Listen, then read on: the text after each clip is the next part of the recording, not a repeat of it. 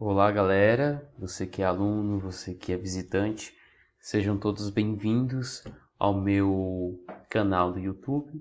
Eu sou Rodrigo, sou estudante de filosofia, estudo no Instituto de Ensino Superior do Maranhão, né, e a Faculdade Católica IESMA. E hoje eu trago para vocês o contratualismo de Jean-Jacques Rousseau, né? Você já deve ter ouvido escutar alguma vez, você que é estudante de filosofia principalmente, sobre contratualismo, né? Temos os principais contratualistas como Jean-Jacques Rousseau, Thomas Hobbes e John Locke. Mas hoje nós vamos nos ater principalmente, especificamente, no contratualismo de Jean-Jacques Rousseau. De antemão, já vou avisando que é um conteúdo bem interessante e bem proveitoso de se ler. Ok? Vamos lá. Bom, dando uma introdução rápida, né, falando quem era Rousseau, na verdade quem foi Rousseau, né? Rousseau foi um filósofo social, né? Ele ajudou bastante, contribuiu no ramo da filosofia, foi teórico político e também escritor suíço, né? E aí ele lança uma das suas obras mais importantes, que é a qual nós estamos trabalhando em cima, que é o Contrato Social, né? Nisso, ele desenvolve a concepção de que a soberania reside no povo, né? A soberania está presente no povo. Segundo ele, o contrato social é uma utopia política que propõe um estado ideal resultante de consenso e que garante os direitos de todos os cidadãos, né? E aí ele fala, né? Em estado natural, os homens são iguais. Os males só surgem depois que certos homens resolvem demarcar pedaços de terra dizendo: esta terra é minha. E aí entra aquela questão que ele também diz, né?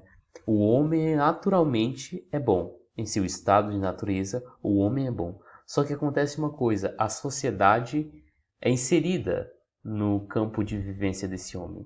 E aí ele se torna corrompido. E aí o que acontece? Quando ele diz que homens resolvem demarcar pedaços de terra e dizer esta terra é minha, ele quer dizer que há uma certa soberania que se sobrepõe.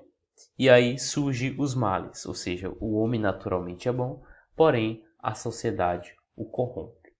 Bom, para Rousseau, o homem nasceria bom, né, como eu já disse, mas a sociedade o corromperia.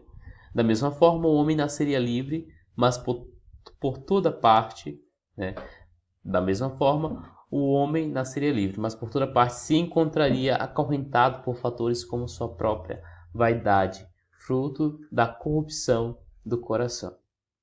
Bom, aí você se pergunta: ah, mas como ele nasce livre, né? E depois se encontra acorrentado por fatores como sua própria vaidade, né? Fruto da corrupção do coração. E aí a gente responde essa pergunta, né?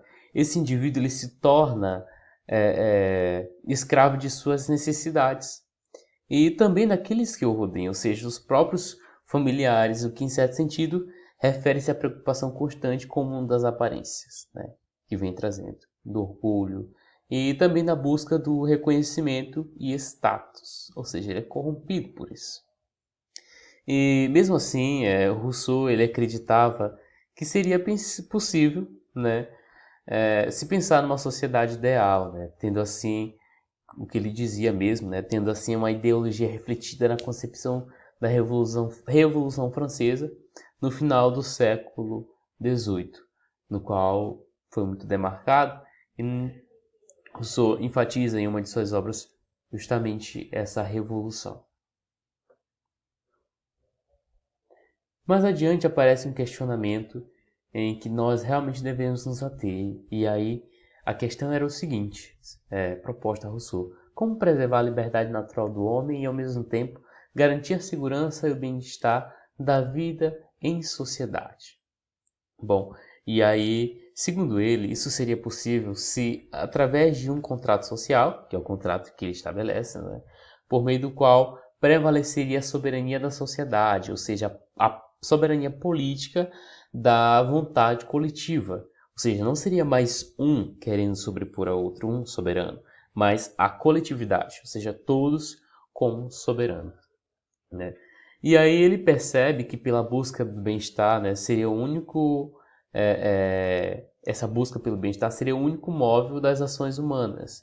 E da mesma maneira, em determinados momentos, o interesse comum poderia fazer o indivíduo contar com a assistência de seus semelhantes, com ajuda no caso, né? Só que, por outro lado, né, em outros momentos, a concorrência faria com que todos desconfiassem de todos. Seria uma certa desconfiança, né? Haveria uma certa desconfiança entre eles. E dessa forma, nesse contrato seria preciso definir a questão da igualdade entre todos. Ele deixa isso bem claro, ou seja, teria que ser colocado essa igualdade entre todos de um determinado grupo, senão não seria contrato social e isso demandaria tudo, né? E se por um lado a vontade individual diria respeito à vontade particular, a vontade do cidadão deveria ser coletiva, deveria haver o interesse do bem comum. Ou seja, se propriamente um quisesse se sobrepor aos outros, esse teria que ter uma ideia que envolvesse os outros, uma ideia de bem comum, uma ideia que envolvesse, que fosse coletiva, de certa forma.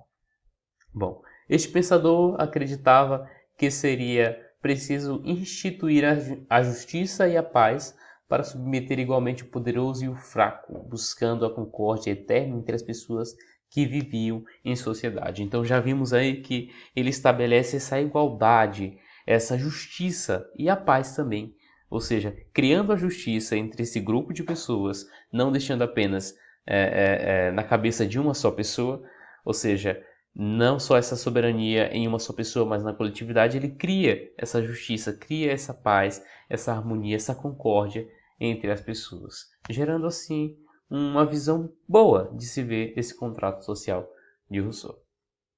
Na vida em sociedade, ser e parecer tornam-se duas coisas distintas. Por isso, para Rousseau, o caos teria vindo pela desigualdade, pela destruição da piedade natural e da justiça, tornando os homens maus e que colocaria a sociedade em estado de guerra. E aí nós já vimos, né? Então ele tinha essa visão de que essa desigualdade viria justamente, esse caos viria pela desigualdade, né? Que muitas vezes nós podemos ver isso até nos dias de hoje. Isso ocasiona muitas coisas. Nós podemos trazer esse contrato social, algumas características e comparar com o nosso mundo de hoje, como de fato acontece, né?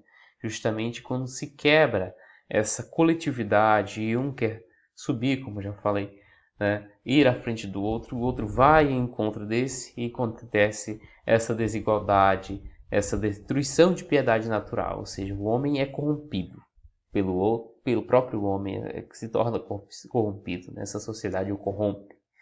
E corrompendo esse homem, né, ele se torna um homem injusto, injusto e desigual também. O povo seria ao mesmo tempo parte ativa e passiva deste contrato social, isto é, agente do processo de elaboração das leis e de cumprimento destas. Então, ou seja, seria não só um povo que recebe leis, mas um povo que também pode gerar leis, mas que os mesmos que gerem essas leis as obedeçam. Ou seja, os mesmos que criam estas leis que possam obedecê-las. Ou seja, não seria uma lei que eu crio, mas que eu não obedeço, só que eu quero que os outros obedeçam. Eu estarei sendo soberano. Então ele estabelece isso, né? O povo seria ao mesmo tempo ativo, né, quando recebe essas informações, e ativo quando também manda essas informações. Mandar e obedecer, receber e mandar, né? Então esse contrato traz muito isso, né? Ou seja, seria essa elaboração das leis e o cumprimento delas também. Dessa maneira, tratar-se-ia de um pacto legítimo pautado na alienação total da vontade particular como condição de igualdade entre todos. E aí seria um pacto totalmente verdadeiro, pautado na alienação total, ou seja, no conjunto.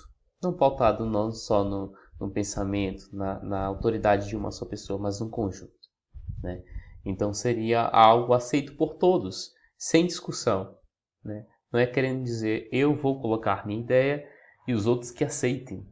Ou seja, não é uma coisa única, uma coisa una, mas era uma coisa conjunta. E isso que Rousseau vem trazendo em seu contrato social, ele traz essa questão da unidade. Isso que eu acho interessante e creio que vocês devam compreender a partir dessa videoaula, né? Ele não pensava as coisas como na questão de um só indivíduo, mas na questão do indivíduo como um todo, né? No indivíduo no seu conjunto, em sua coletividade, em seu grupo, em sua sociedade.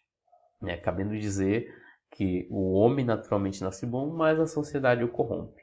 E aí quando ele diz que o homem naturalmente nasce bom, porém a sociedade o corrompe, ele cria esse contrato social, para esse contrato social ir em solução a isso. Né? Ou seja, então vamos criar leis, vamos criar este contrato para que as pessoas possam seguir e venha-se a ser uma coisa justa, uma coisa igual para todos. Tá bom? Espero que vocês tenham entendido a aula até aqui. E é isso, galera. Então ele cria esse pacto legítimo, né? E logo a soberania do povo seria uma condição para a sua libertação. Não seria um povo acorrentado às, como é que posso dizer, às ordens de um só rei, mas às suas próprias leis criadas pelo seu próprio povo, por eles mesmos. Né? Assim o soberano seria o povo e não o rei.